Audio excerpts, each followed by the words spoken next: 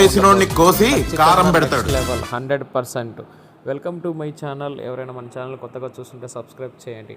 అనిల్ రావుపూడి గారి డైరెక్షన్ ఎలా ఉంటుందో మనందరికీ తెలుసు. చాలా క్రింజ్గా ఉంటుంది. అన్నీ చూసిన పాత సినిమాలు రోత స్టోరీలే ఉంటాయి. కానీ ఆయన ఆయన వే ఆఫ్ ఎక్స్ప్లెనేషన్ కానీ స్టోరీ కానీ కొత్తదనం ఏమీ ఉండదు. కానీ మనకు నచ్చుతుంది. ఎందుకు? అందులో ఉండే క్రింజ్లో కామెడీ వెంకటేష్తో తీసినా కానీ ఎవరితో తీసినా కానీ పటాస్ అంటూ వచ్చినా ఎలాంటి స్థాయి మూవీ అయినా మనకు నచ్చుతుంది. ఎందుకంటే ఆ కామెడీ మనం కాదు చూసేది, మన పెద్దవాళ్ళు, మన అమ్మ నాన్న, మన మామయ్యలు అత్తయ్యలు వీళ్ళందరికీ క్రింజ్ కామెడీలు అంటే చాలా ఇష్టం. థియేటర్లో మనం చాలా తక్కువ చూస్తాం.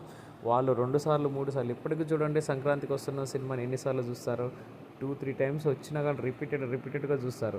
F1, F2, F3 సినిమాలు అంటే వాళ్ళకి చాలా ఇష్టం. ఇలాంటి క్రింజ్ మూవీ తీసే అనిల్ రావుపూడి ఇప్పుడు మనశంకర వరప్రసాద్ అంటూ మళ్ళీ రొటీన్ స్టోరీతో వస్తున్నారు. కానీ అక్కడ నెక్స్ట్ లెవెల్ కామెడీ ఉండబోతుంది. నయనతార అండ్ చిరంజీవి గారి కాంబినేషన్ నెక్స్ట్ లెవెల్లో ఉండబోతుంది. మనం అనిల్ రావుపూడిని ట్రోల్ చేసినంత ఈజీ కాదు సక్సెస్ కొట్టడం. ఆయన సక్సెస్ రేషియో ఎంత ఉంటుందో తెలుసా? 100కి 250% ఉంటుంది. అంటే 100 రూపాయలు పెట్టుబడి పెడితే 250 రూపాయలు, 150 రూపాయలు ప్రాఫిట్ వస్తుంది. అన్ని సినిమాల్లో కాదు. సంక్రాంతికి వస్తున్నాం 60 కోట్ల బడ్జెట్, 360 కోట్లు అంటే 700 టైమ్స్ వచ్చింది. కాబట్టి ఈ సినిమాని ఎంకరేజ్ చేద్దాం, సినిమాని కాపాడదాం. సంక్రాంతికి